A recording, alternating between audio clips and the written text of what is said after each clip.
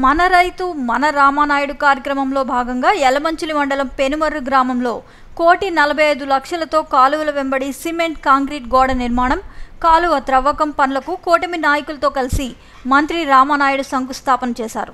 గ్రామాల్లో జరుగుతున్న కోట్లాది రూపాయల అభివృద్ధి పనులు, రైతులకు మేలు చేసే పనుల పట్ల గ్రామస్తులతో పాటు రైతాంగం హర్షం వ్యక్తం చేస్తూ కూటమి ప్రభుత్వానికి కృతజ్ఞతలు వ్యక్తం చేస్తున్నారు. మంత్రి రామానాయుడుకు స్వాగతం పలికి కృతజ్ఞతలు తెలిపారు. ఈ సందర్భంగా మంత్రి రామానాయుడు మీడియాతో మాట్లాడారు.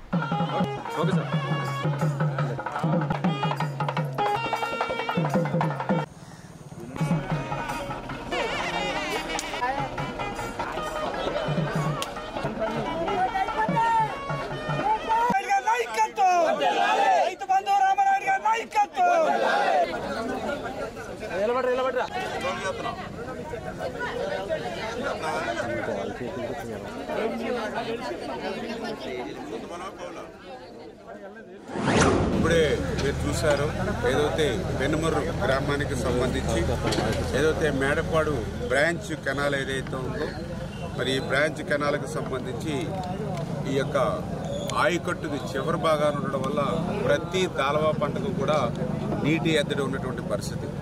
గతంలో మేము కూడా ఇదే చాలల్లో మరి దాయిలు అంటే పంట మీద ఉండగానే దాయిలు తీసి ఇదే మేడపాడు రోడ్డు మీద ధర్నా చేసినటువంటి పరిస్థితి కూడా ఆ రోజు ఉంది నీటి ఎద్దడితో. దానికి గల కారణం ఏంటంటే గత 5 సంవత్సరాల వైసీపీ పాలనలో ఎక్కడ కూడా గిద్దెడు మట్టి కూడా ఈ కెనాల్లో తీగిపోవడం వల్ల పూడికతోటే ఈ శివారు మేడపాడికి నీరు వచ్చేది కాదు. అందుకే ఈరోజు మన ప్రభుత్వం వచ్చాక అక్షరాల 18 లక్షల రూపాయలు పెట్టి ఈవేళ డీసిల్టింగ్ ఈ మేడపాడు బ్రాంచ్ ఛానల్ తీస్తూ ఆఖరి ఎకరం వరకు కూడా ఆఖరి రైతుకు నీరు అందేటువంటి విధంగా ఈ డీసిల్టింగ్ పనులు చేస్తున్నామని చెప్పి ప్రజలు కూడా గుర్తుపెట్టుకోవాలి. గత 5 సంవత్సరాల్లో చేరినటువంటి పనులు ఈ యొక్క 10 నెలల కాలంలోనే పనులను శాంక్షన్ చేయడమే కాకుండా టెండర్లు కూడా పిలిచి ఈవేళ పనులు పూర్తి చేస్తున్నామనంటే ఈ ప్రభుత్వం ఎంత పరిగెడుతూ పనిచేస్తుందో ఇదే ఒక ఉదాహరణ అని చెప్పి తెలియజేసుకుంటూ ఉన్నా. మరి అదేవిధంగా ఏదైతే ఇదే బ్రాంచ్ కెనాల్కి సంబంధించి ఆ పెనుమర్రు వెళ్ళాలని అంటే ఇప్పుడే చూశారు, రోడ్డు అంతా కూడా అస్తవ్యస్తంగా ఉన్నటువంటి పరిస్థితి. ఇప్పుడే పాపం మహిళలు, ఉపాధి హామీ కూలీలు మహిళలు కూడా చెప్పారు, గర్భిణీ స్త్రీలు ఈ రోడ్డంతా హాస్పిటల్కి వెళ్ళాలని అంటే నెలలు నిండకుండానే డెలివరీ అయిపోతుందేమని భయంతో ఉంటున్నామని చెప్తున్నటువంటి పరిస్థితి. అంటే ఎంత దారుణంగా రోడ్డు ఉందో మీరే చూసినటువంటి పరిస్థితి.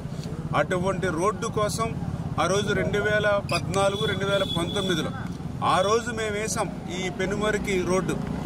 మళ్ళీ ఈరోజు ఇప్పుడు శాంక్షన్ చేసాం, తొందరలోనే అవి కూడా టెండర్లు పిలిచి ఆ పెనుమర్రు రోడ్డును కూడా మళ్ళీ భవిష్యత్తులో ఇమ్మీడియట్లీ 2-3 నెలల్లోనే ఆ రోడ్డు కూడా టెండర్లు పిలిచి పనులు చేస్తాం. వేసినటువంటి రోడ్డు కూడా పటిష్టంగా 10 కాలాల పాటు ఉండాలనేటువంటి ఉద్దేశంతో అక్షరాల 1,27,00,000 రూపాయలు సీసీ వాల్ నిర్మాణం చేస్తున్నాం. అంటే మనం వేసినటువంటి రోడ్డు చెక్కు చెదరకుండా కాలంలోకి దిగిపోకుండా ఉన్నాం.